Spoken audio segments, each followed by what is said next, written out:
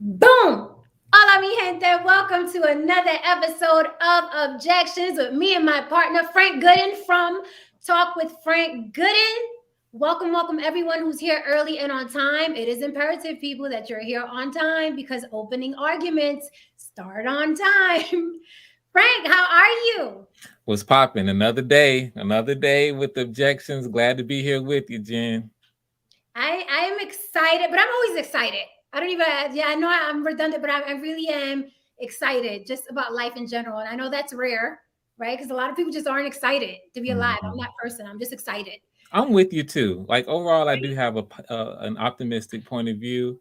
Always happy to be here. I think that's good to point out. It's good to be happy and excited and looking forward to the things that life brings. I'm with you. Right? That's such a great point. Like it's good to be excited just about life, just Hmm. about being alive and breathing and being healthy.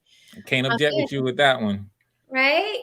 So no objections there. So Nuh-uh. this show is gonna be really awesome, and I'm gonna get into it. It's gonna be juicy. And I'm going to present some people to you that are part of pop culture who are very, very popular that you probably love, but I'm going to paint them in a different light. And I have a feeling you will object. Some of you will accept, and some of you will be like, oh, the light bulb went off above my head. And what I love Mhm. about objections, as you know, Frank, sometimes people come and give us a completely different spin Yes, that and we we weren't love it. even thinking about, That's right. right? And absolutely love it when people do that. We have some people in the chat now. Maybe we want to shout them out Yes. as well.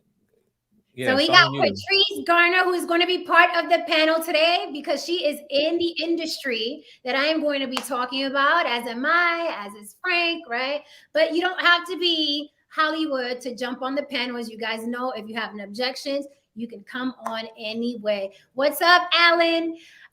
So today's show is going to be juicy, and I have some show and tell. I have some pictures for you guys so I can, show and tell you what it is that I mean and how I view things. And again, my point of view isn't gospel, unless you live under my roof, right? But my point of view isn't gospel, and you can object here passionately. You can even yell at the top of your lungs, long as you keep it respectful for your host and your panel, and will accept it, right? You will be on Mhm. a timer in case you're the long-winded type, but we love to hear your objections and your feelings and what have you. Isn't that like our special brand? We really, really want to do that.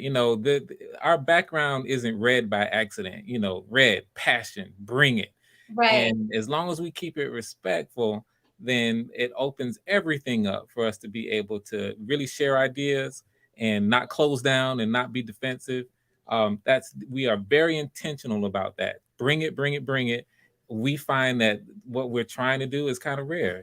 People kind of don't know how to do this on YouTube. So we want to be that change that Jen kind of talks about. We want to represent it. We want to, Absolutely. how'd you You put have it? to create what you want to be a part of. Yes. Right? Create what you want to be a part of. And I wanted a platform where because I'm very passionate, right, about my opinion, but I'm a believer that you can disagree passionately, you can object passionately, and still, you know what I mean, respect the person on the other end at the end of the day. I think a lot of us don't know conflict resolution. So we think when we disagree with someone, we can't talk to them anymore. We can't be their friends. I'm friends with people from all walks of life that you wouldn't even think about. You know what I mean? One of my great friends, Ty Rivera, is a comedian, and he's Mexican and gay and a Trump supporter. Just so you know the level of friendship that I have with people from all walks of life with all kinds of different opinions. Just because I don't like Trump doesn't mean I can't converse with someone who likes Trump, right? Mhm. And that is, the theme here on objections. Thank you so much for joining us. Hey, Bolo, what's up? Bolo. Yeah, stick around. It's going to be a good one today. So let's recap a little bit. You guys know we do objections on both pages, on the Block with Jen and on Talk with Frank Goodin. We jump from here to there, from here to there, and every time is a new objection show. So you must, please, I implore you, you must subscribe to On the Block with Jen and hit the notification bell. And please subscribe to Talk with Frank Goodin and hit the notification bell so you know when objections is on, because we can't do this without you. We can't do this without, you guys objecting. We could, but it's not going to be as much fun. right? Not nearly as much fun. And each one teach one. I love learning from people who know more than me, and I love sharing what I think I know. So, guys, today the subject is going to be a subject that you guys are probably going to automatically think is redundant, but I'm going to spin it. I'm going to spin it, right? So today's subject is. Let me throw up the little. I don't have the special effects like Frank has on his page. Go on his page and you'll see. We go work on it though. He has all the special effects. I just got little buttons like click. I just got my little buttons. All good. So today's subject is colorism. If you guys caught yesterday's Objections show on Talk with Frank Goodin's channel, we spoke about who can use the N-word. So we're going to hit on race here today as well, because it's a subject that we have to continue talking about whether people like it or not, because it's prevalent and we're experiencing it every day as people of color. So, it's something that we're always going to talk about long as we keep experiencing it. There it is. So today I wanted to get into colorism, but specifically, are we to blame for supporting artists who do it? Are we to blame for supporting artists who do it? Because we're quick to point it out when other people do it. We're quick to point it out when it's happened in our own families. We quick to point it out when it's happened in our friends groups, right? But are we to blame? Are we participating by supporting huge artists who do it as well? If you didn't know, I am Latina, and there is a lot of colorism that goes on in the Latin community, right? It doesn't get a lot of press till recently in the Heights. Everybody went wild because they were like, we're the Afro Latinos in the Heights, right? Everybody was like, what's going on? So it hit the presses then. But if you are Latina, Latino, you know that colorism has been around since our birth. There is a saying that goes, adelantar la raza, in the Latin community. And it's said often, and it specifically means to advance the race, right? That's the translation. Adelantar la raza, advance the race, which is something that sometimes people throw around in our families when we're young, meaning do not marry or mate with someone darker than you, because you have to advance the race. And the lighter the race goes, the more advanced you'll be. A lot of people don't know that that goes on in the Latin community, but it does. And I've witnessed some of my friends do it. Okay, we're not calling names today, but I have, some Dominican friends and some Puerto Rican friends, and, I know Love is Blind, but I've seen them specifically target certain races, white races, so they could adelantar la raza, right? And I love me some Zoe Saldana, but she has 3 other sisters, and all 4 girls have white men.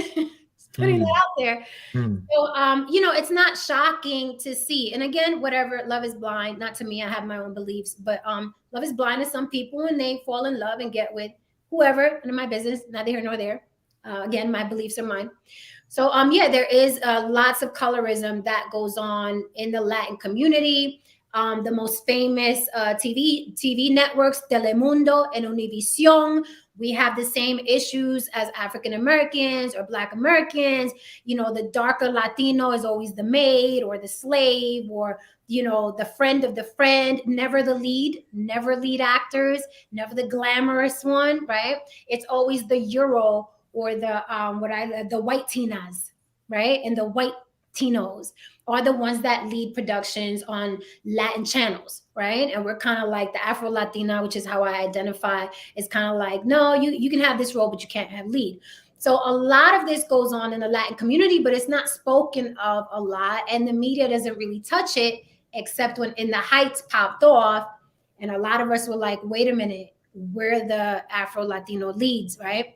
Now, with that said, I didn't have a problem with the casting in the Heights, because I'm like, it's progress. It's an all Latin cast on a musical that was very, very successful, right? So you can't throw the baby out with the bathwater. It was an all Latin cast. Plus, I feel like it's disrespectful to all those new face actors, right? That work so hard to make that movie pop, right? I can't like dim their light because I have an issue, which is something that a lot of people do. Because you're mad about a certain issue, you kind of throw dirt on something that was successful for someone else. You gotta be careful not to do that, right?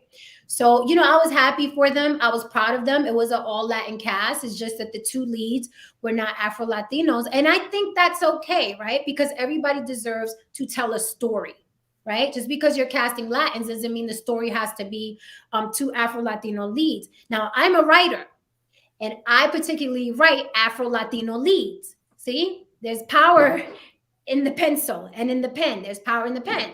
So I like to create what I want to see, what I want to be a part of.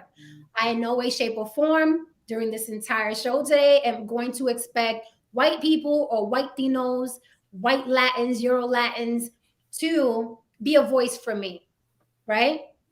Because I'm not a voice for them. I'm a voice for my tribe, right? As we all are. So I don't get insulted when I see Lin-Manuel Miranda casting an all Latin film and then the two leads are white Latins because he is a white Latin. So he's going to speak from his lens, just like I'm speaking from my lens, and my leads will be Afro-Latin, right? So all is fair in film and war. So moving forward to colorism in general and our subject, are we to blame for supporting artists who do it? Speaking of Latins, very recently, there's a Latin reggaeton artist named J Balvin. And this man is global. You guys may not know anything, or maybe you do, about Latin reggaeton, but J Balvin is a superstar in that genre. And I'm talking about global. Like, the man has billions and billions and billions of views on YouTube. Not millions. He has billions of views on YouTube. So J Balvin just released his latest music video, which got taken down by YouTube because of the controversy very recently, because they felt like it was racist, sexist, misogynistic, you name it, right? Now, when you look at the video, we grew up on hip hop, right? So it's the average video, girls twerking, girls shaking their boobs, you know what I mean? The guy rapping, the liquor. It's an average hip hop video because reggaeton is really, it was born from hip hop, right? American hip hop. Reggaeton was born from hip hop. So it's basically kind of like, the hip hop feel, except these guys are rapping in Latin. So this is a picture that I wanted to share. This is a still or a photo from the J Balvin video here. And this is J Balvin, who is what I call, a white Latino. He is Colombian, to be specific. And in the video, he's walking two dark-skinned Afro-Latinas on leashes. If you see here, they're on leashes, right? And I'll leave that up for people to see. This is J Balvin, and these are two dark-skinned Afro-Latinas, Dominicans, to be specific. And he's walking these two women on leashes. Now, we've seen that before, right? Snoop did it. It's hip-hop, right? It's how women are used in hip-hop, right? So now we're in a different environment, right? So there was hella protest, right? And hella objections. And YouTube took the video down. Now, with the magic of YouTube, everyone already screen recorded and people are still throwing it up. And you can still find it on, if you Google J Balvin racist, you'll see what comes up. So here's J Balvin. And again, I don't expect a white Latino, right, to cater to how I feel about melanin, right? It doesn't compute to them. I think scientifically it just doesn't compute. If you're not, you can empathize, right, with someone who's been attacked, racially, but you can't experience it for yourself. So here we have two dark-skinned Afro-Latinas being walked like dogs in his video. And he thought that was okay. And the girls thought that was okay. Now, that's just the tip of the iceberg. Throughout the video, all kinds of girls in cages who are brown skinned, as the majority of the population in the Dominican Republic is brown skin, right? So I'm sure they went out there and casted like 30 girls who were mostly brown skin, and they're in dog cages, literally. The woman he collabed with, who's another reggaeton artist, was also in a cage. So the video got taken down after much protest for being racist, sexist, etc., etc. Now, again, I don't expect J Balvin to be smarter than what he is. We had this conversation with Meek Mill in the bus, right? Everybody's trying to make money. But it is 2021. And I think it's time women stop getting walked on dog leashes in hip hop. I think it's time, right? I could be wrong. So I want to give some examples of how melanin in general has been used in a prop, as a prop. I'm sorry. Melanin has been used as a prop since the beginning of time, right? And you're probably wondering, what do you mean melanin has been used as a prop? I used to read my mom's Cosmopolitan magazines and things like that. And we would see these models, right? Specifically, these white models in Africa, right? And we would see things like this. The lily white model amongst the Africans or the tribes, right? Mm-hmm. That to me is using melanin not only as a prop, but putting the model above the props, right? In my opinion. Again, this is my opening argument, and you guys can object. Maybe I'm thinking too deeply. I tend to do that. So here's another example. Yet again, white model. In the middle of, correct me if I'm wrong, I think that's the Maasai tribe, but in the middle of the tribe, and they're her props. Here I am, this regal white woman, right? Of no color, in the middle of my African props. I'm looking, look like she rocking braids too. Yes, she has cornrows to give her the tribe, what do you call it, cred. Right. So cornrows in her hair to give her the tribe cred. So we've seen this happen over and over and over again, where melanin has been used as a prop. If you recall, this is Gisele Bündchen, a white supermodel, and our all-time fave, LeBron James, right? In the stance that someone would say is ape-like or gorilla-like, or King Kong grabs his white prize, right? I told you we're gonna get deep today. So hang on, because you may want to object and object fiercely. So we have LeBron James and Gisele Bündchen, right? So again, they're using him as a prop, right? Now, she's not making a face.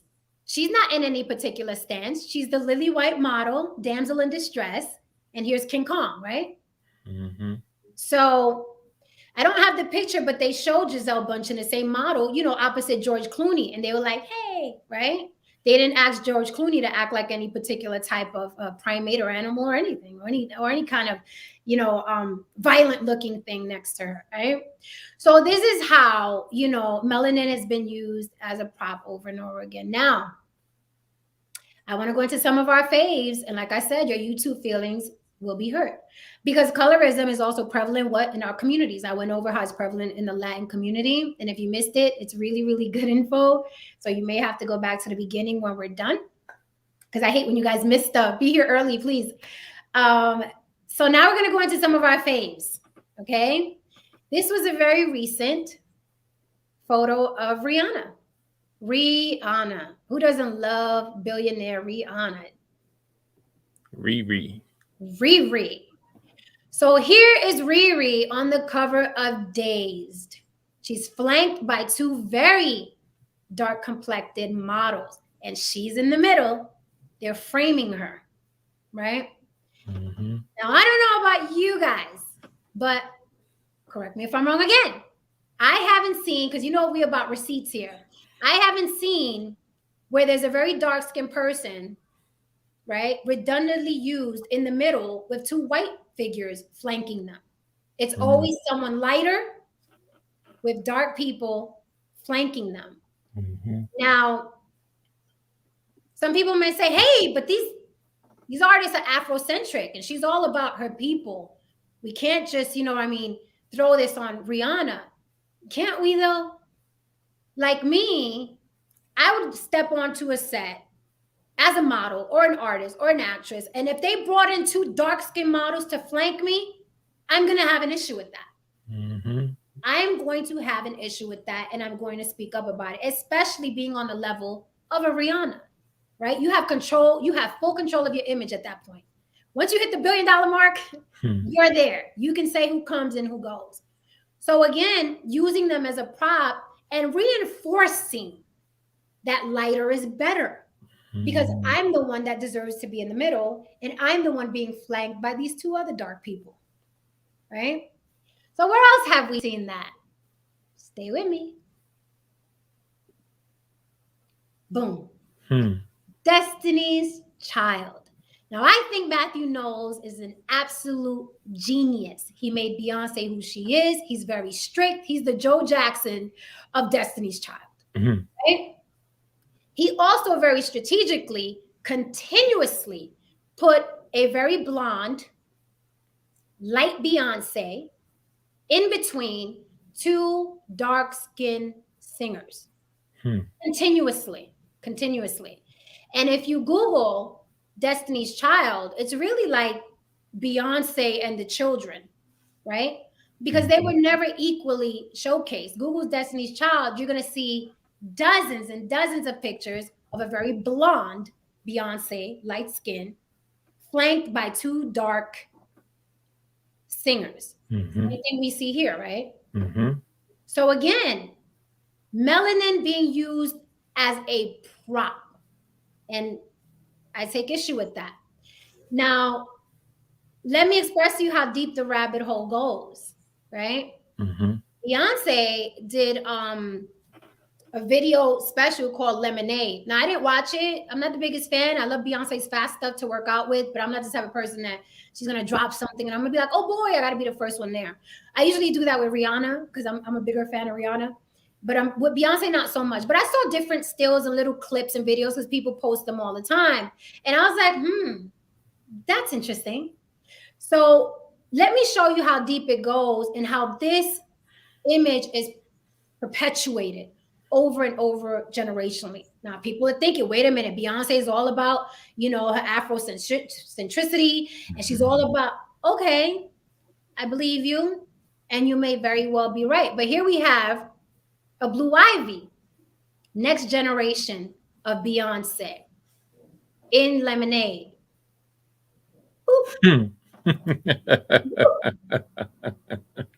Do you see what I see?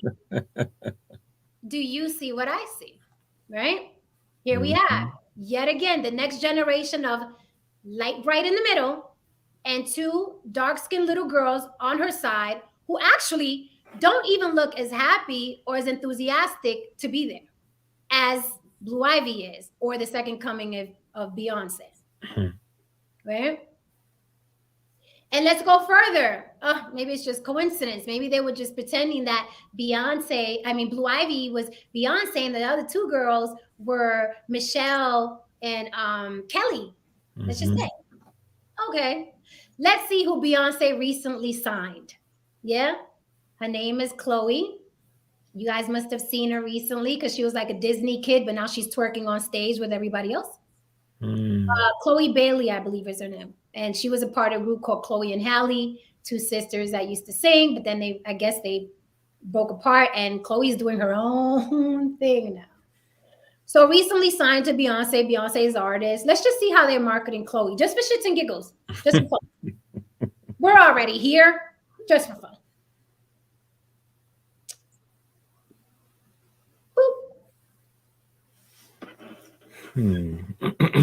Here's Chloe. And who is she flanked by yet again? Right? Bunch of singers here. They could have flanked her with these 2, but nope. Light bright blonde in the middle. Melanated props. Props. So it goes back to the question, are we to blame for supporting artists who do it? Because as we know, Rihanna is a goddess. Beyonce is a goddess, right? And these images are constantly being perpetuated, right? Or is there balance? Or is Rihanna and Beyonce enough about their blackness and their black people to when they keep throwing these images out, it's not harmful? Or is it harmful no matter what? I think that not only in the current environment, because people should be afraid of cancel culture, I'm telling you, I cannot walk on a set and they bring out two dark-skinned girls to flank me. I will not do it. I will not do it. And I'll be a bigger deal online for saying I will not do it than caring about that check. You know why? Because I know another check is coming. So I don't care about, you better do this or else I'll be fine. Right? So when you think about artists like Beyonce and Rihanna that are they're at $1 billion levels and they say who and what, I would just feel a ways about standing there and using much darker girls or much darker men as my props to flank me. Now, I'm not making too much out of this. You guys let me know. This is objections. You guys can object. But that is my opening argument. I think I made some great points. And by all means, Frank, while I wait for Patrice, because I'm very curious what she has to say about this, being in the industry, Patrice and hold her backstage. I want to hear your rebut, sir. This is quite interesting, Jen. First, I'm going to give you some props. I want to give you props for, and maybe I'll throw it back to you if you want to respond to just this part.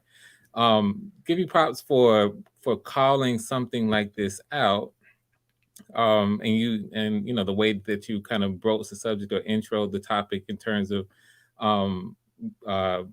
bringing out examples from the Latin culture first.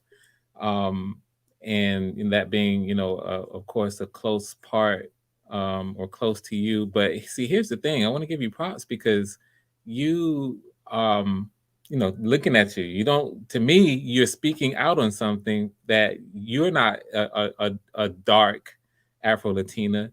You are light-skinned. And normally, I would think in general that if you are, a lighter skinned Afro-Latina, most people just they go with the flow, go along to get along.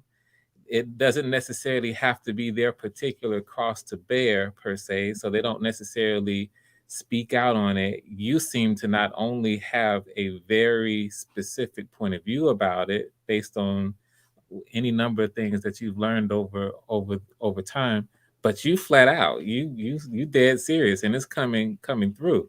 So before I actually say anything on it, I'm just wondering, is there any particular reason why for you this is a subject that really hits home? Again, because this doesn't have to be. There are all kinds of crosses that we can bear and all kinds of things that we can take on. There's a ton of problems in the world. Any reason why you're like, hey, this is one of those things that I'm going to speak out on? Yes. And it's going to sound strange. Right? I'm glad that you made that point. Some people may look at me as I'm, in a privileged position, right? Because lighter is better, light is white. I'm closer to being light skinned. So it's not my problem. You know what I mean? I get over, being light. However, growing up in a Latin family, there are a lot of us who are brown and dark skinned. My mom is a white Tina, what I call white Tina. You know what I mean? She favors white Caucasian. Close to Caucasian, yeah. And my dad is, if you saw him, you'd be like, oh, that's a big old black man. You know what I mean? With the afro and the beard, that's a big old black man. And he was a bodybuilder, so it was really a big old black man. You know what I mean? I didn't like how my dad referred to, and I love my daddy, but he had his faults and flaws. I didn't like how my dad brought it to my attention that Black Americans were treated unfairly. And it's a complicated, so hang with me. My dad would say things about Black people that made me uncomfortable. And he's the one that sparked my curiosity. And that's usually how it happens. Because children are innocent. And then they start hearing thoughts and ideas of these people who are jaded in life for whatever reason, right? And then you make me curious. Now I want to know why you're saying this. Now I want to know what it is that they've gone through, right? Now, even being this complexion, I've been called the N-word, right? I've been called the N-word. I've been called nigger lover by my relatives. I've been told specifically, because you know me, I don't hide shit. and they'll do it if you want it hidden. My own brother told me one time, "Why you acting like a nigga?" Right? Because my best friend at the time was Black, and because I was wanting him to respect me, I spoke it. He was like, "Why are you acting like a right?" So in their jaded sense of somehow we're better, right, made me curious. And I said, "This is not right. This is not right."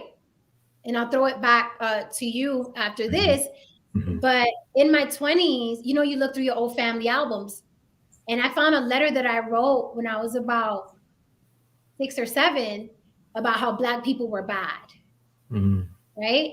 And I'm trying to find it because it's so important to me, but it's still in my mother's album somewhere, like in the attic. So I'm gonna have to do some digging. Yeah. But I do plan on finding it and publishing it. Where I look back on it and it was heartbreaking because I was like, what does a 6, 7-year-old know about complexion and what to connect to that complexion? That showed me that if someone that innocent and that young as I was can be influenced by people saying things, I don't want that to happen to other people, right? I don't want to sound corny, but we all fucking matter, right? And it used to piss me off all the time. And then I was so confused because when my dad would say certain things about Black people, I would look at him like, "Dad, we are the Black people." Like, we have afros, right? In the summertime, I get really dark. I don't get summer. Dad, you are brown skin. My dad reminds me of John Amos. You know what I mean? So it was confusing to me as a child. I was like, what Black people? We are the Black people, right? What's going on? So they, honestly speaking, your family is your first influence. Yes. And they're the ones that may be curious about race and what have you. And then growing older, you're wondering why they're only showing the white Barbies that don't look like you. And then, you know, you're watching Disney or whatever, and it's always, you know, Cinderella. And it's like, thank goodness that now it's changing. We have Moana and Princess and the Frog. But for us, there was nothing and no one. So I have to speak out, and I loathe the ignorance in the Latin community. I loathe it. So I'll always be outspoken because the ignorance in the Latin community is what I think creates a huge divide between the Latins and Black. It creates a huge divide, right? So I'll always speak out against it. Yes, you can tell your own story from your own eyes and your own point of view, but honey, we're all the same. Right? We're all the same. So I want to be a voice for that because I've been confronted by Black women who already thought because of what I look like, I was going to be a certain type of way, right? Like, trust me, you don't need that wall with me. You and I have a lot more in common than you can ever imagine. Right? So that's why I speak out about it, and that's why I'm writing, you know, films, and I wrote a series with an entire Afro-Latino cast because it can be done. It can be done, right? So that's why I write that way, and I don't expect anyone to tell my story or be my advocate. I'll do it. Right. Well, so thank you for that. It does explain a lot, and it comes from a very personal experience. And no, I don't think it's strange at all. You kind of started by saying this might sound strange. Nope, don't sound strange to me. It's very personal, and just all due respect to you for being someone who recognized it, and seemingly at an early age, and then, you know, kind of pursuing that in general. You had seems as if you had something to your core that spoke to the inherent equality, you know, of us all, and how complexion has nothing to do with it. And it's just really, really just a good thing. Very, very you know, happy and pleased to be, you know, sharing this co-host stage with someone who, you know, has that kind of conviction. So just, you know, props to you. Props to you. Yes. So about it, you know, the way, first of all, let me tell you, you did a lot of educating me personally with your opening case, you know, the case that you stated. And to me, there was a lot that came across to me as very reasonable, very thought out, very logical in the way that you looked at things. And there might not necessarily be proof per se, but the way you present your case is convincing. And so I'm not going to offer any objections to the case. I feel like you're doing some things, and even to kind of underline a couple of things. Being a black male, African American, I can't relate to the Latino side, but as you probably know, this colorism exists within the black community, 100%, and it probably exists for a lot of the same reasons. We live in a society where it appears to be more on the universal side, at least in this country, that the closer you are or can identify with any of the Caucasoid races or cultures, any Caucasian, any, when I say that, I mean like, Irish or, standard European or, any of those, the closer you can get to that, the better social standing wise you appear to be. And that's definitely, well documented in our culture, in the black culture. The old saying used to be, black get back, if you brown stick around, and white is right. And we in many ways appear to still have that.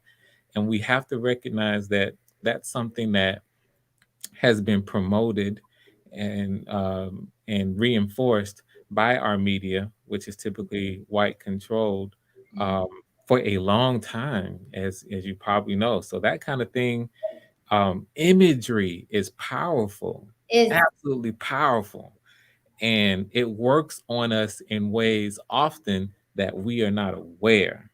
Yep. So when it comes to symbols and imagery and the things that we see, that's part of the reason why I chose filmmaking as where I wanted to be, because of my understanding, realization of how powerful images are. And in our case, filmmaking, so moving images Yep. are, and the effect that it can have on people, and that's probably part of why you did it. You can create things that Yep. absolutely can inspire people Yep. with your images. But as you know, there's a lot of thought that goes into producing these imagery. And so when you started pointing out this, you pointed out something I've never noticed when with respect to, the lighter person right in the middle, or the white person, or the like closer you are to white right in the middle, and then being flanked, sort of, and I'm positioning my hands to try to get it right, being flanked on each side with someone who is flat out darker or ethnic or black or African. And this picture, just I'll throw this up real quick. This picture in particular bothered me. Here's why. Because we, in this business, we know there are like 500 pictures taken at photo shoots. I mean, Yes. tons. And then there's that group that has to approve, okay, this is going to be the promo shot. This picture bothered me more so, and particularly because it even looks like her hand is on her head. Yeah. Okay. Yep. So, we know marketing. We're in this business. So we're like, out of all the 500 pictures that were taken that day, because it's a lot of dancers, you had to pick the one where it literally looks like her hand is on her head. Right. I found that disturbing.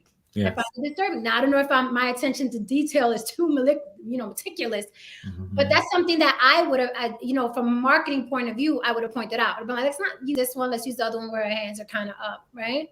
And I'm like, who all are making these decisions? XDMC, you asked an excellent question. Please come on the panel to object with that.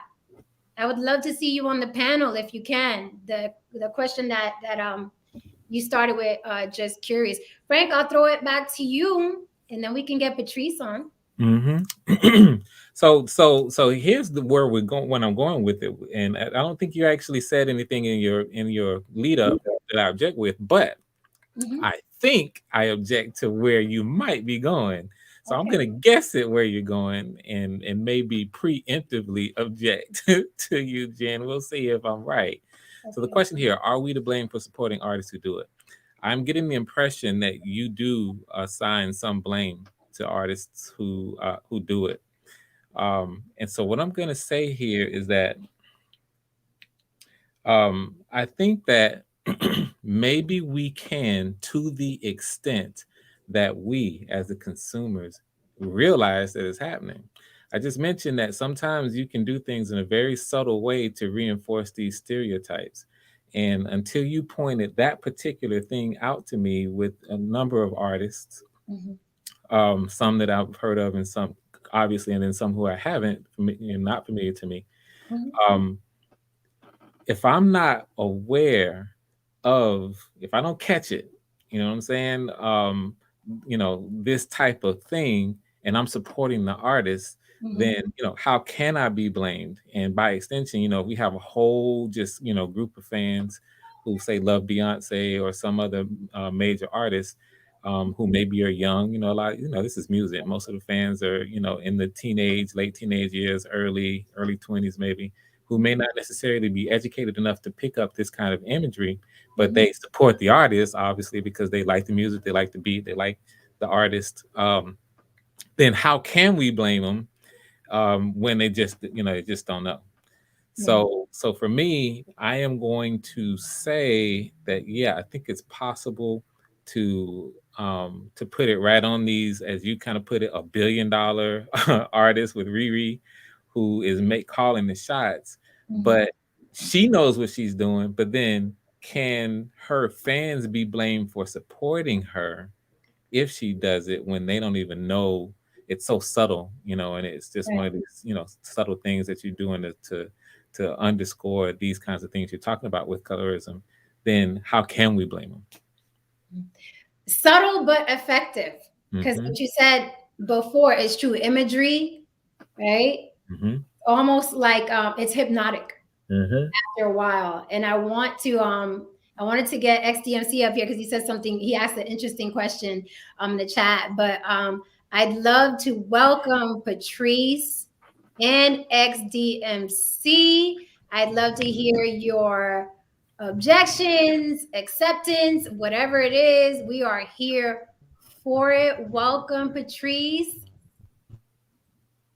Oh, how you guys doing? Doing good. Keep going. Looks like you're in the matrix a little bit. Uh-oh. Patrice, you're in the matrix. You're breaking up. You went underwater. Okay. I'm getting some feedback now. I don't know why. Yeah. Are we good now? A little better. Okay. Yeah, I think we can hear you now. Okay, great. All right. So this is a very, very touchy subject for me, and it used to be a very complicated and very hard subject for me to tackle. Being a little dark-skinned girl that grew up on the south side of Chicago, I had a lot of colorism, discrimination against myself. And Jen is right. I agree. It started in my family first. It started with, cousins that I had that were of lighter shade than I was. Being called names, being, when it came to playing games and choosing sides and things like that. Then it went on in school. It was a thing by the time I got to high school. It was a thing where the guys, they were into the light skin, or as we call, AKA high yellow. That's what they called them in my days. They liked the light skinned girls, and the dark skinned girls like myself, we got discriminated against a lot. Then I got into the entertainment business, and I believe, I can't say it as proof, but I believe I did lose I didn't get a lot of parts because of the color, me being a dark-skinned woman. So I've dealt with that my whole life, and it is real. And we all know in the Black community where it stems from. It stems from slavery, where the darker you were, the more you were out in the field, And when the master came and messed with the woman and created the mulatto child, she was in the house. She got treated better, better food, better clothes. And the darker you were, the harder they worked you. So yeah, so my experience, and it took me therapy and a long time to get over colorism and being discriminated against. So yeah, very, very, it used to be very hard for me to talk about it, but I definitely can talk about it now with no problem. Wow. Am I out Thank of you time? for sharing that. Okay. Yeah. No, thank you for sharing that, Patrice, because it's deep. It's deep and it's dark and um there's so much more I can say about it, but I'm going to throw it to XDMC because he asked an interesting question, and I'd like to answer. But Patrice, I'd like you to answer this question because you're in the business as well, and I thought this question was interesting. So, welcome, DMC. What was that question again, sir? Thanks for having me. The question was, and just curious, what was she supposed to have? And I'm really talking about the Blue Ivy image you have, because that's the one I do want. I agree with everything that you had there, but I want to push back on that one. And my question was, what was she supposed to have? Two light-skinned girls next to her? And if she did have that, how well would that have went over? Okay, great question. Great question. I'm gonna throw it to Patrice. Patrice, if you would be so kind, because you're in the music business, what do you think about that question in general? Okay, so let me get it right. So he's saying because it was two dark skinned girls on the side of Blue Ivy, if they would have put two lighter skinned girls on the side of Blue Ivy, what would the perception be then? Mm-hmm. Yes, only because I've seen this happen. I'm just curious. What you have to say. I believe, yeah, I believe for the most part, it would have been another form of colorism. It would have been another form of discrimination where they probably would have said, why isn't a little pretty chocolate girl or dark skinned Yes. girl up there on the panel? I do believe that if they'd have had three same color girls that look like her, I mean, that were her color or lighter, then it would have been that other form, that other side of colorism and discrimination against the darker skinned little girls. Okay. Thank you, Patrice. So, XDMC, what I think is, going back to what Frank said, imagery is powerful. And I just think with Beyonce in particular, she's what I would call a repeat offender, where that is her staple signature image. And that's what I take issue with, where if it was like two dark girls and two dark girls and one light, but it's always the image of power and preference when you continuously put the light one in the middle. That's the issue I have. Not that so much, okay, well, what if she would have had damned if you do and damned if you don't? Because I think that's where you're hinting to. Well, if they're too dark, it's a problem. If two of them are light, it's a problem. But it's not so much that, whereas the imagery of always, even the stance, when you look at it, when you watch the video, it's the stance of the lighter one being in the middle, and then the two little girls who look sad in the background. I mean, they're not even standing parallel. And I think with Beyonce, that has been her gimmick, her claim to fame, even with Michelle and Kelly. You know what I mean? Always put the big, blonde, bright one in the middle, and she's going to always stand out and look like the star. So that's the issue I have with that. So I don't really think that's a damned if you do and damned if you don't situation, because they're doing extra with it. The light one is always in the middle, you know what I mean? Yellow and proud with the good light on it. I don't even think those little girls had the right light on them. They were like flanking her, but they were a step back.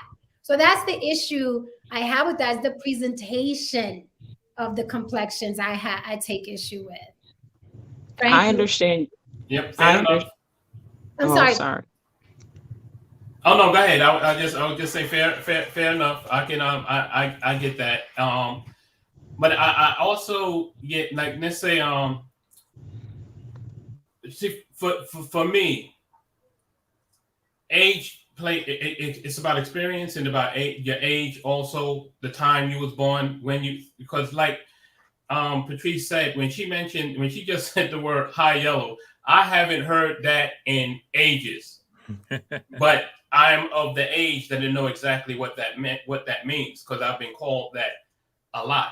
And growing up, it wasn't what I had to deal with white folks, because I already knew what I had to deal with that, especially in the South. I'm 56, so growing up in the South and then heading to New York, that my time growing up, light skin was not in. It was like, you're not good enough for white folks and you're not good enough for the black We lost folks. you, X. Oh, can you hear me now? I can hear him. Yeah. Okay. Yeah, I said growing up, light skin for me wasn't in. You wasn't good enough for your people, and you wasn't good enough for white folks. But that didn't really, because of the strong family background I had, bother me so much as annoyed me. I wasn't cool until the DeBarge family and I'll Be Sure came on the scene. Then it's like, oh, okay, yeah, hey, now I'm noticed. It's weird the way this stuff works. But with Beyonce, with the Lemonade, I will say this. She was dragged through social media for that whole presentation.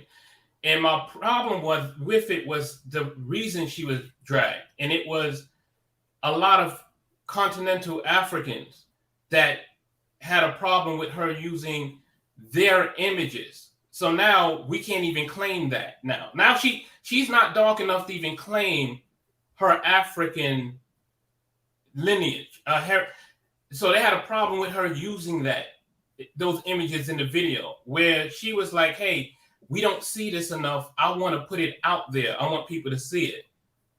And a lot has to go with you being a director. The director, if she listens, would have made sure, or the cinematographer would have made sure, that shot of those two girls would not have looked like that.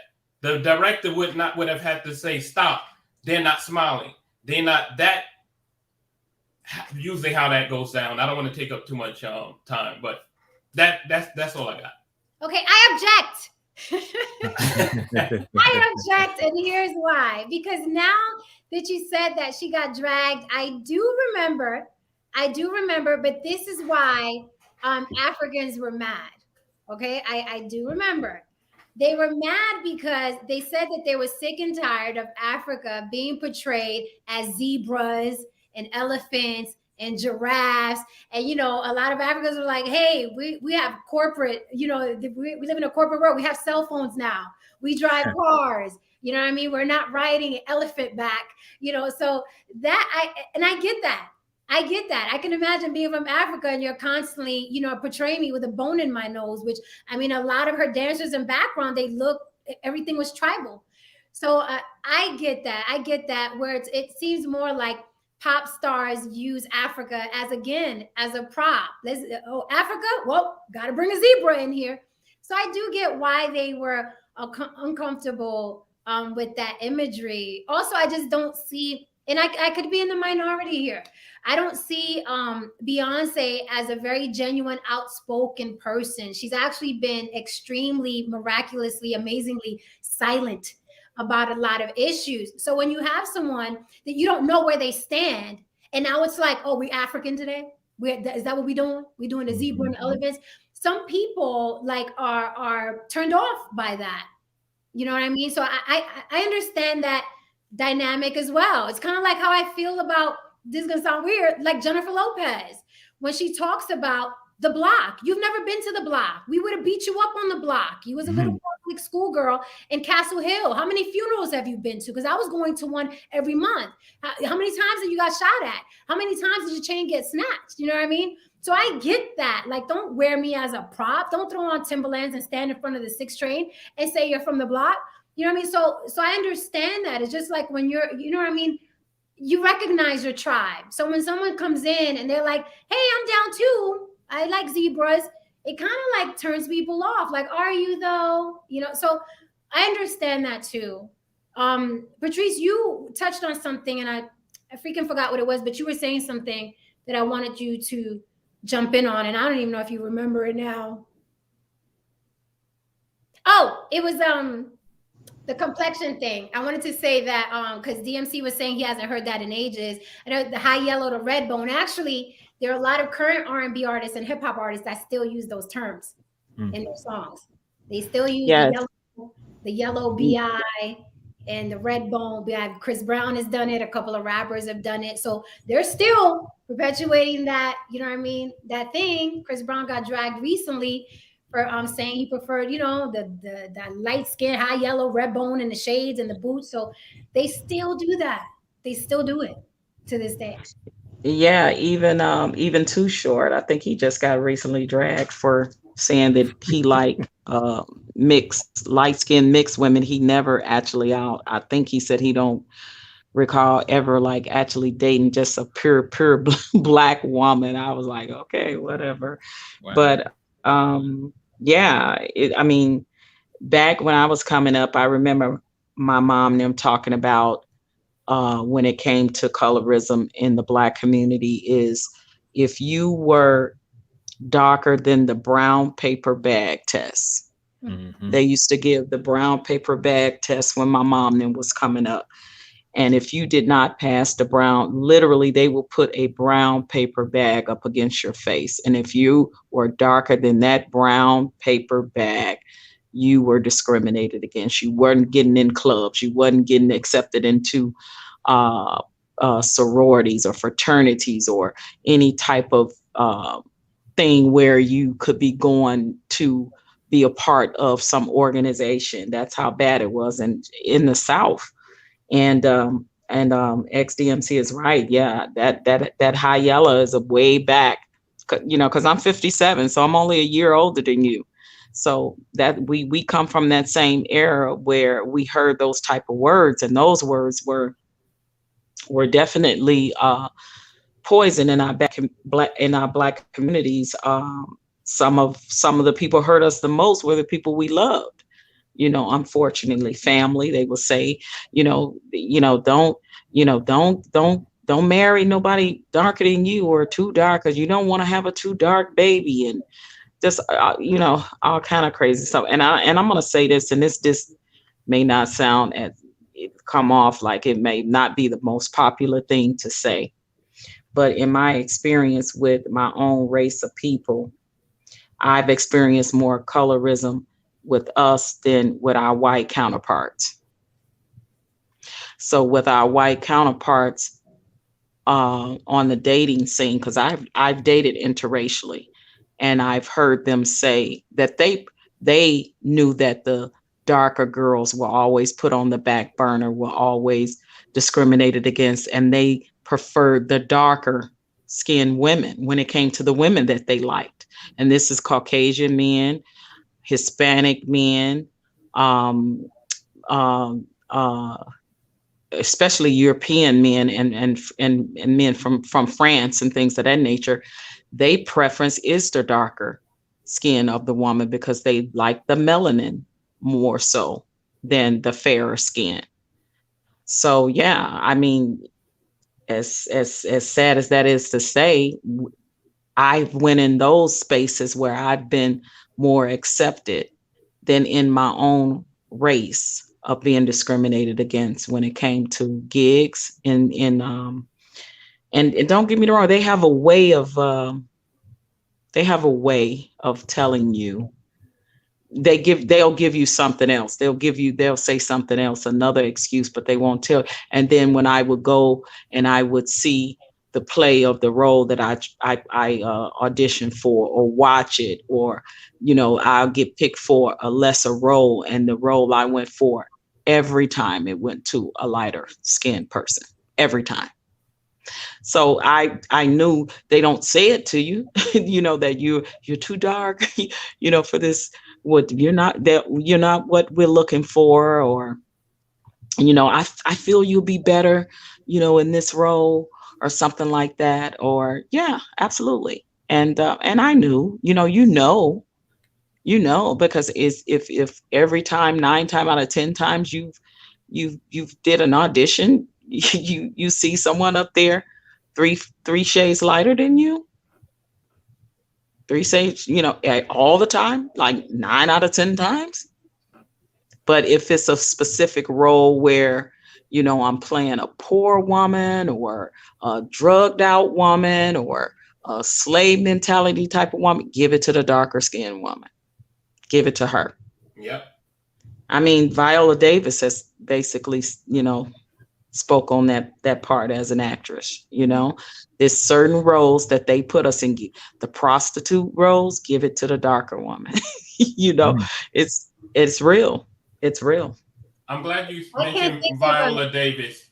Let me ask you this question. In the ad that you had with Rihanna, if Viola Davis was in that position, in that same ad, you take out Rihanna and you put Viola Davis in it, does that ad change for you? This one here? Yes. Okay, so you're saying if you take out Rihanna and then it's Viola Davis? Yes. I'd say it'd be powerful. It'd be a powerful image. Absolutely. I agree. This, again, if you look at it, matter of fact, now that I brought it back up, their positioning is the same as Blue Ivy in Lemonade and the same as Beyonce's usually with Michelle and Kelly. It's not so much what you're doing, it's how you're presenting it. Right? That's my issue. How you're presenting it. And this is imagery. If you're a little black boy or a little black girl and you look at this image, what does it say to you other than I belong in the back flanking someone who's lighter? That's what it's going to say. Right? So I can say to a little black boy, wow, I got a chance at somebody like Rihanna. That's all right. It could say that also. See, I'm asking, the reason I asked this question is because of what my sister Patrice said, was speaking on as far as the colorism. If you put Viola Davis in there, all of a sudden it became powerful. It became, even it's the same pose, same position, the ad changes.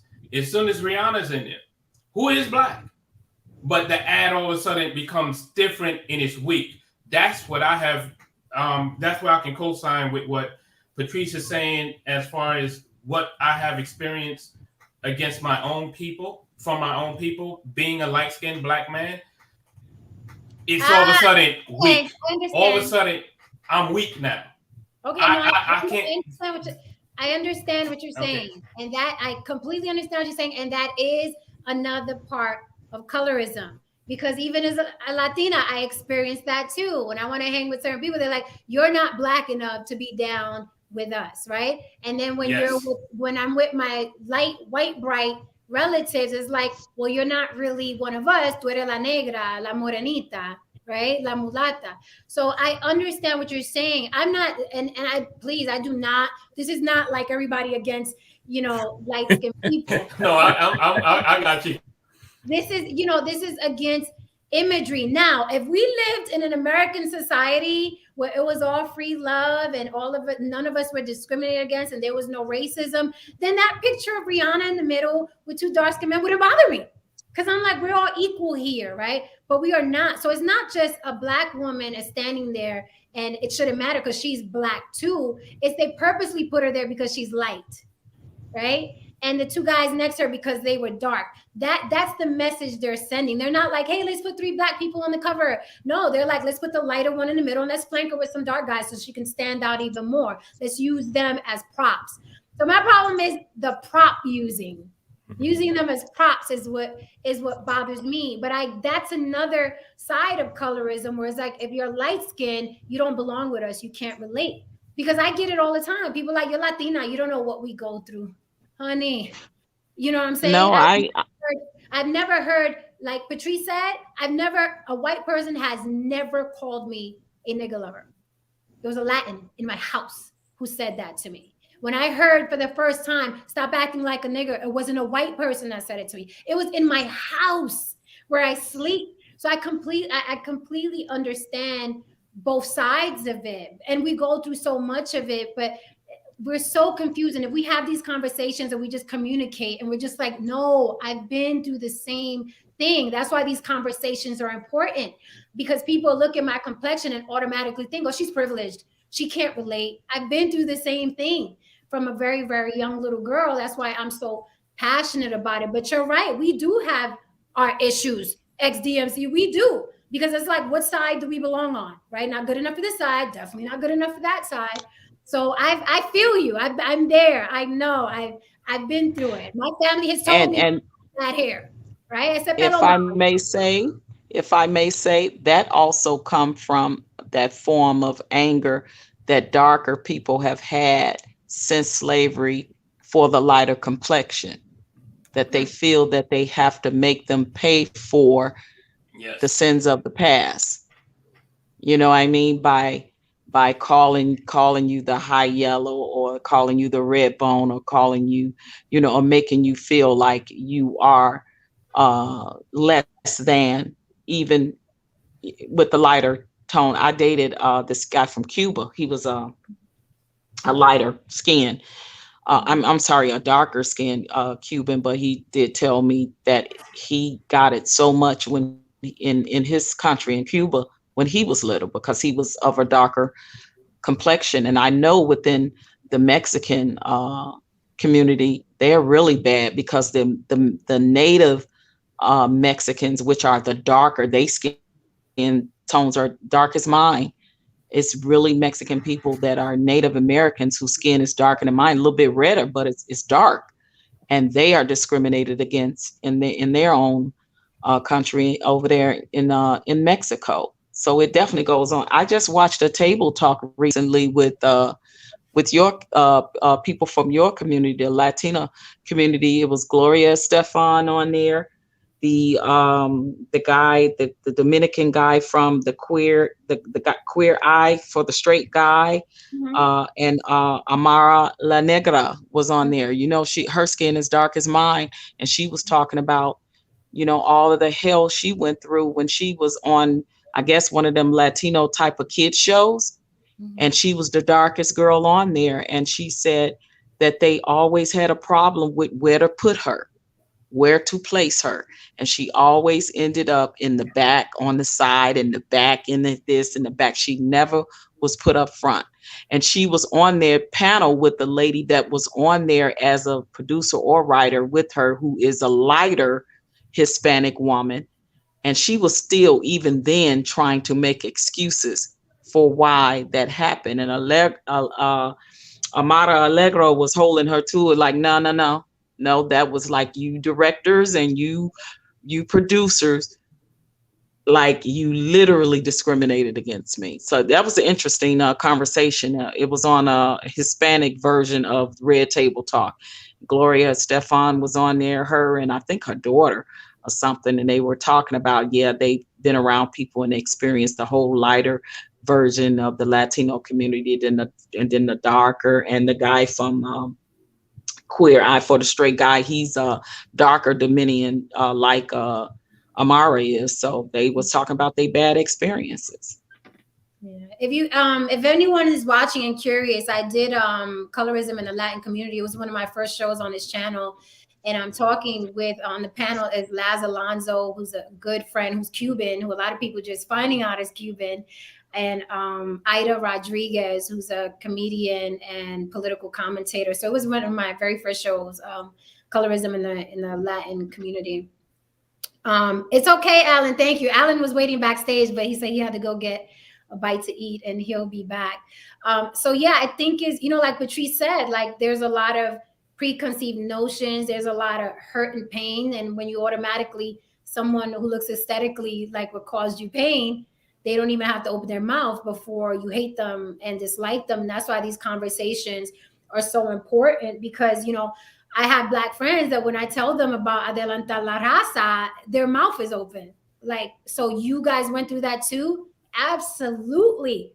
There is a quote, Adelanta la Raza, right? Don't bring the dark one home because you're already dark as it is. And, you're just going to make it darker in here in this house. So, we go through that. We go through that often. There's good hair, bad hair, pelo malo, pelo bueno, right? when the babies are born, our babies are born, you know, the grandmothers, they keep checking that curl. They keep checking that curl. So it happens in our homes too, right? Pelo malo, pelo bueno. And it's like, no, there's no such thing as bad hair. Where am I? What are y'all talking about?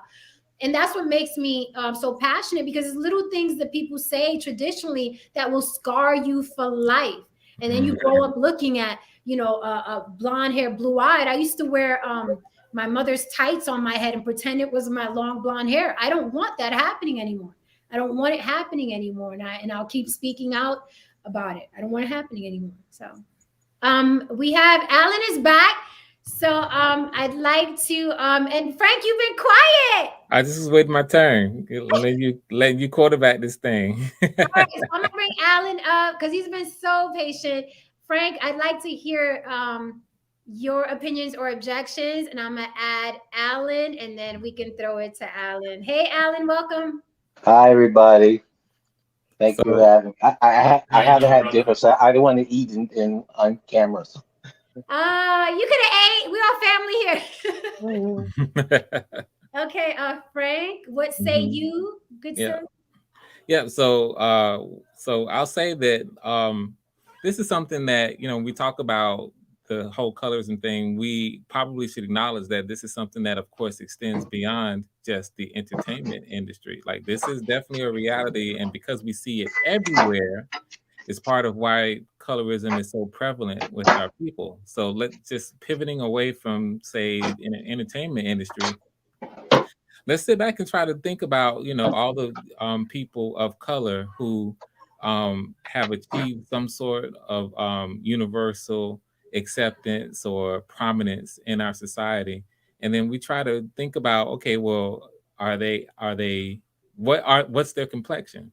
So recent history, Barack Obama, he's not a dark-skinned brother. He's closer to a lighter-skinned brother. Our current vice president, she's not a dark-skinned sister. She's a lighter-skinned sister. If we think back to, you know, with, say, our former past president, would he have been elected? Could he have been elected if he were dark-skinned? That's a great question. Right. Rest in peace, Colin Powell. I'm old enough, and I think everyone here probably is old enough to remember when there was a push for Colin Powell, the General Colin Powell, to run for president, and he declined it. But and he universally respected across the board. Would he have even gotten the opportunity to rise to become a general if not for his complexion? And then further, you know, along how many quote unquote dark-skinned generals or leaders across all of our armed services maybe are darker skinned. We had that, you know, that very outspoken but Southern general who's a bad boy who kind of rose to prominence during the Katrina situation. Remember when he came in and he took over? He was a general, but it was more of a light-skinned brother than he was a dark-skinned brother. And I'm only talking politics, and in this case, you know, the military. Just think about across the board, how many examples do we have in our society of darker skinned people being people that that have been accepted by the broader culture and saying, this is the pinnacle, be like this person. This is an example.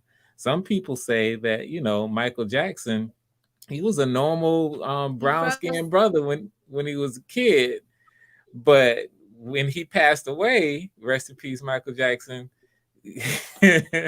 not only was his skin color, but his hair was not that beautiful afro, you know, that we saw from when he was doing, you know, his thing as a kid, you know. So there is something to definitely be said to be said about the existence of colorism and how powerful it is and how it starts at the top. I have a couple of other things to say. We got the brother in, so I wanted to speak on that.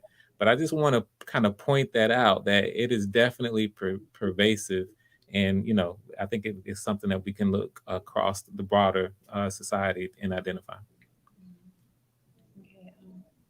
Alan, what say you? Any objections or additions?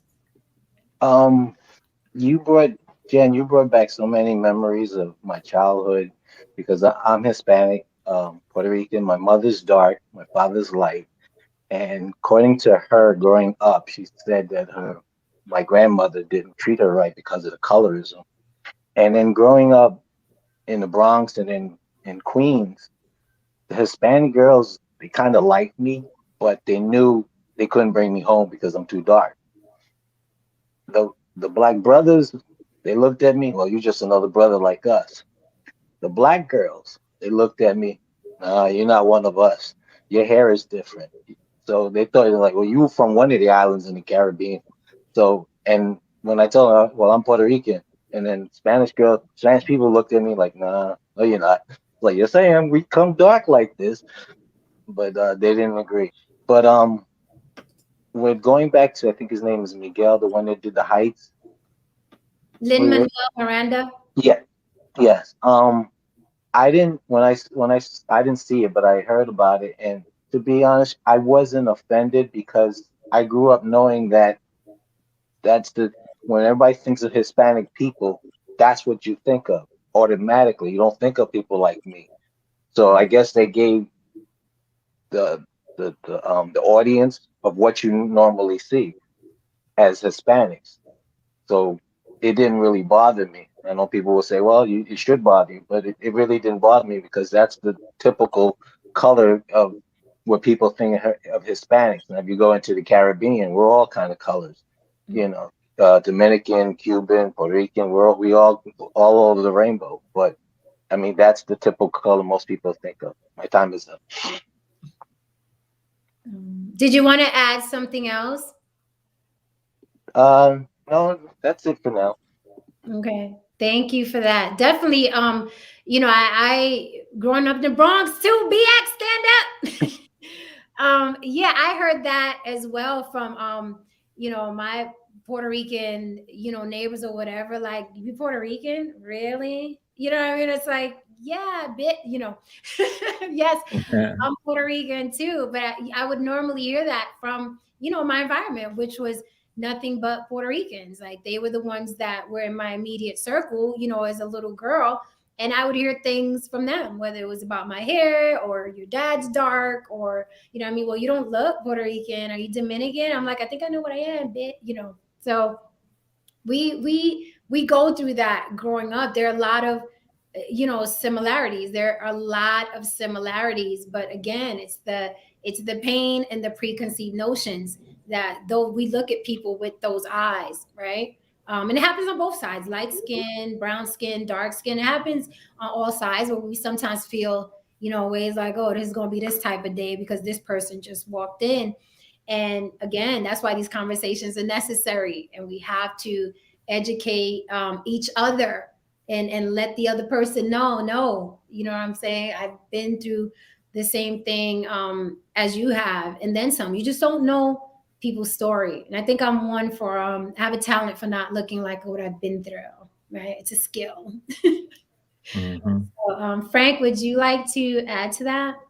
Yeah, let me jump in by saying that a different point I wanted to make is that if there's any question about, because this relates to your original thing, the fact that you're recognizing that the skin color, the skin tone, the complexion is being used as a prop. Colorism is being used as a prop. I don't want us to have any doubt about that happening. It absolutely happens, and it's easier to pick up when you're on the side that, say, Jen is on, or myself as a director. We understand just how much time and effort goes into crafting an image. And so when you see something like the images that Jen pulled up, it's not just a simple coincidence. Oh, it just so happens that the light-skinned person is in the middle and they're being flanked by darker skin, and across the board you're seeing it over and over again. It's not like this is just a coincidence. In filmmaking, for example, taking it away from the colorism, you learn the importance of simple things like camera angles. Whether the effect that a camera angle being straight on someone versus a camera angle who is, say, lower than the person that they're shooting, the subject, versus higher. A camera angle that's lower denotes automatically power. It gives power to that subject and makes them appear bigger and more powerful. And it's something as subtle and simple as that, without anything else, can influence the audience to think a certain way about that character. And of course, the converse is true. If you're shooting with high angles on the subject and the camera's looking down, it makes them look smaller. And so image, that's just one small element that is absolutely present with any director that understands anything about the medium and composing images. So when you see this kind of thing, which is slightly more advanced, where you have the lighter skinned or the white person in the middle and being positioned prominently as the person that we should be focusing on. I teach this in class, in my single camera production class. Tell my students to always have a single center of interest when you're framing your, when you're composing your frame. Very, very clear here that the single center of interest is Beyonce in this photo.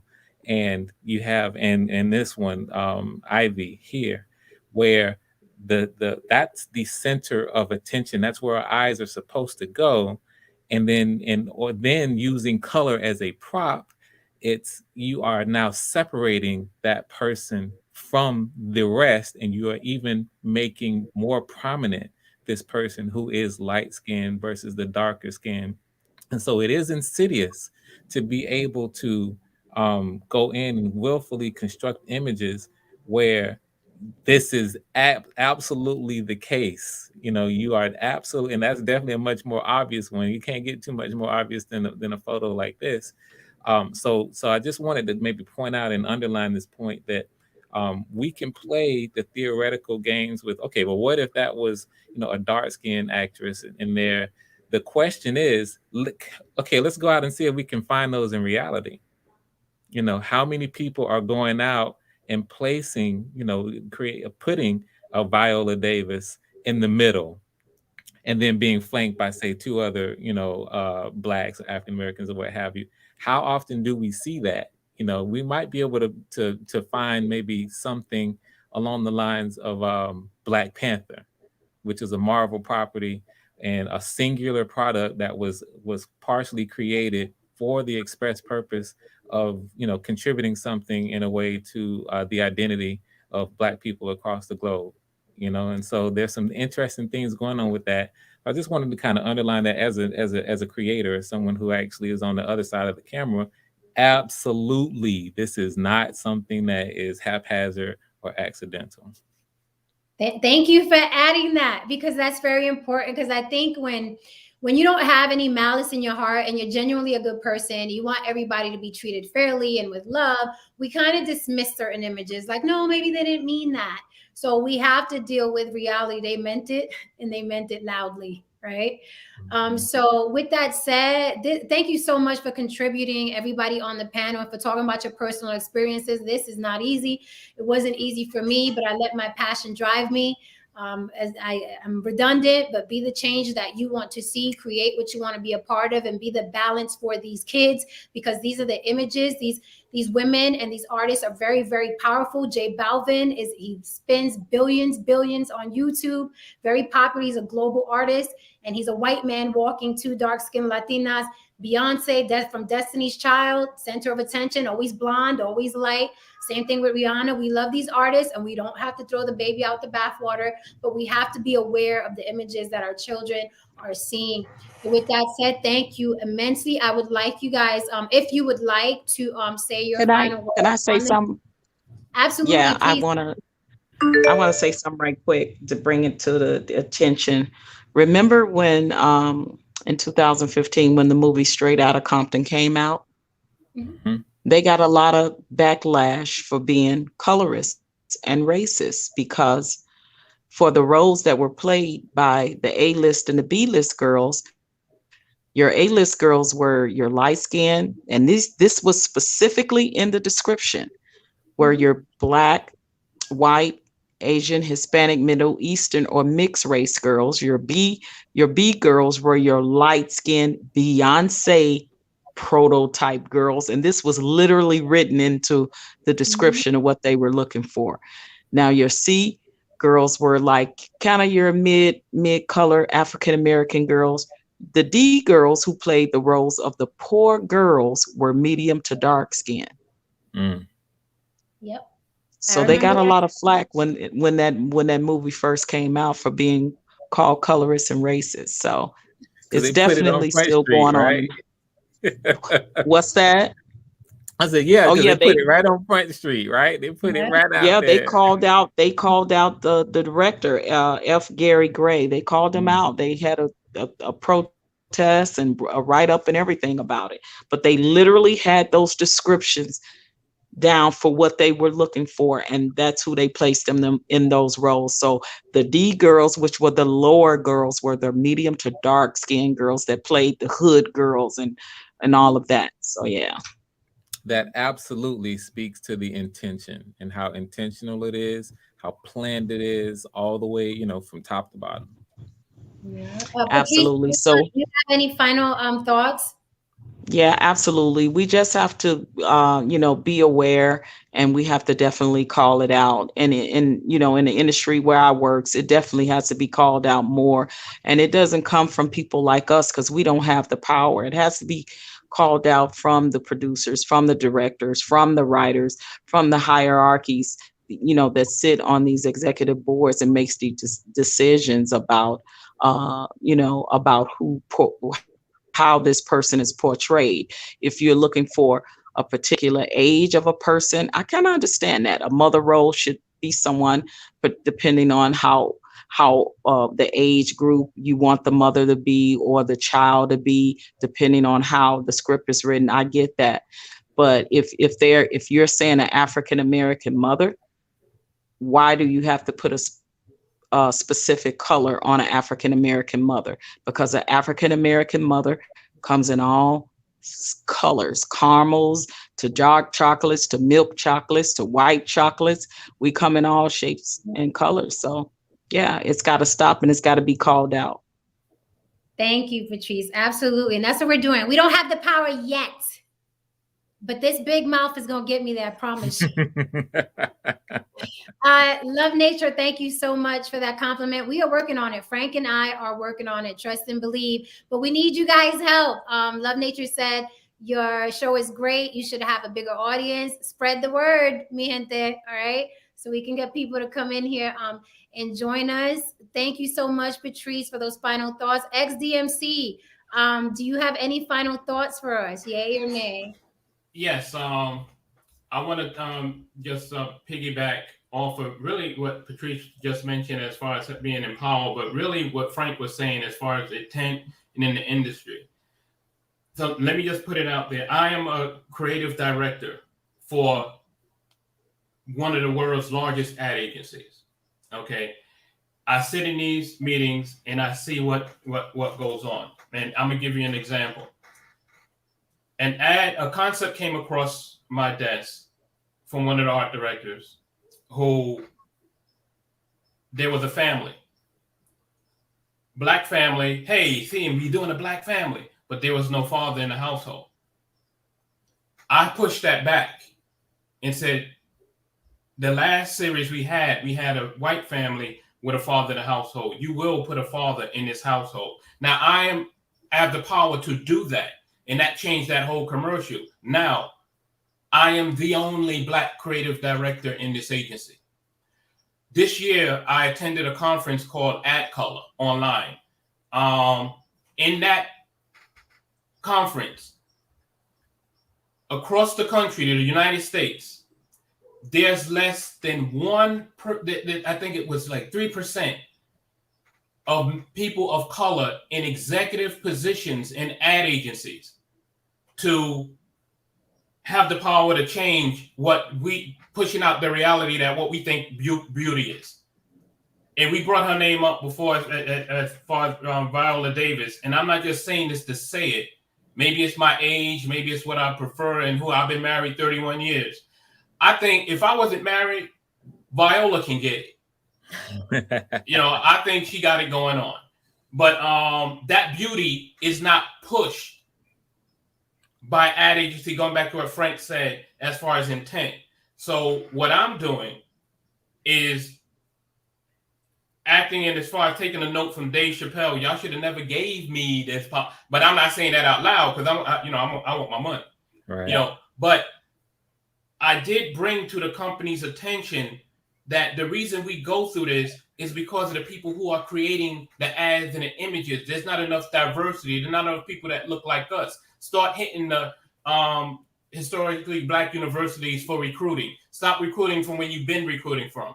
And this year, I hired 3 art directors of color. Mm-hmm. Yeah. So I just wanted to put that out there. So Frank, what you were saying is absolutely correct. Thank you, sir. Thank you, sir.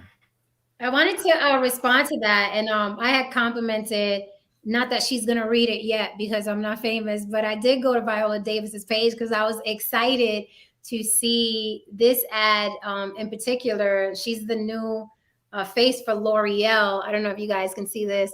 Mm-hmm. But Viola Davis is the new face for L'Oreal, and I just had to go to a page and just thank her for being the new face of L'Oreal because it's refreshing. And I think that white media underestimates how tiresome it is to see the same thing over and over and over again. It was like pleasing to my eyes to see Viola Davis in this ad after so many years of buying these products and never seeing anything that even remotely looked like anyone I know or I'm related to. So there are changes being made. Unfortunately, it's moving like molasses. But like the gentleman just said, we have to be in the seats where decisions are made. And this is chess. It ain't checkers. So we can't go in with the big mouth. We got to go in playing chess. And the higher we go, as you can see, a lot of executives now are making changes. And they're hiring people that look like us. And then we have to hire and so on and so forth. Again, the balance. We have to be the balance. And we have to be strategic about this because what happened to us was very strategic, right? It wasn't just brute force. It was very, very strategic, the position that they put us in. So we have to be strategic to take it back, or at the very least, balance it out. I just want to ask one quick question. I won't keep long, but I'm just curious. You don't know who I am, do you? And the reason I ask that is because you pulled that ad. I do not know who you are at all. Okay, because you pulled that ad, and that's one of our accounts, and that's one that I worked on. Ha So I'm trying to figure out. I'm like, okay, she must have found out. Did Patricia tell her my name? No. Okay, all right. No, I did not. But congrats, that's awesome. Yes. Let me say this: it is a testament then to what it is we need to see.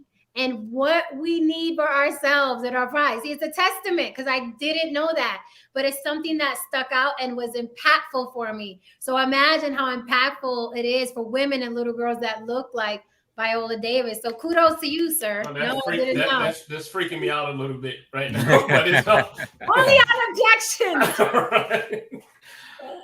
All right. Thanks for having me. Well, thank you. Thank you for participating in that. Thank you. That's dope. I'm not family. I'm not mad. Okay, Alan, do you have any final? Wow, I'm flabbergasted. Alan, do you have any final thoughts before we end today? Yes, and it's probably been mentioned earlier. I caught your show midstream, and I'm happy that you guys are in the entertainment field. I'm into watching the entertainment, but I just wanted to mention that I'm glad that you guys are in that because like you said, everything is moving like molasses. Growing up and watching movies and TV shows that show Black people as the criminals, Hispanics as lazy, and everything like that. And now that we're getting more into it, I noticed that like in Martin, they portray the darkest skinned woman as the most loud, the most obnoxious and rude, and the light skinned one, nice, wholesome, and pretty and everything like that. So it is moving slowly, and I hope that more people like you in the entertainment can move away from that. There's more to us than what they portray on television, and that's about it. Thank you so much. And hey, I can relate. I can't think of one movie I've done where I didn't have a gun in my hand, for the record. Like every movie I've been in, I have a gun in my hand. I mean, I do like guns, but that's a different story. Jen, what movie have you been in so I get to watch it? Oh my God. Go on, follow Jen Garcia on Instagram. And all my work is usually posted on there, or DM me and I'll send you my IMDb. But go to follow Jen Garcia.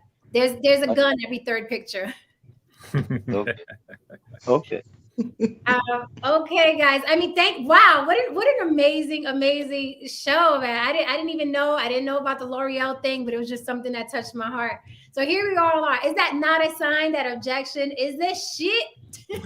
Absolutely. And I want to thank you, Jen, and as always, thank you, Frank. You guys have awesome topics that I think that definitely Yes. needs to continue to be had and discussed. And thank you for allowing me and inviting me on the panel always to get to voice my opinion and to talk about these topics. So I appreciate you guys.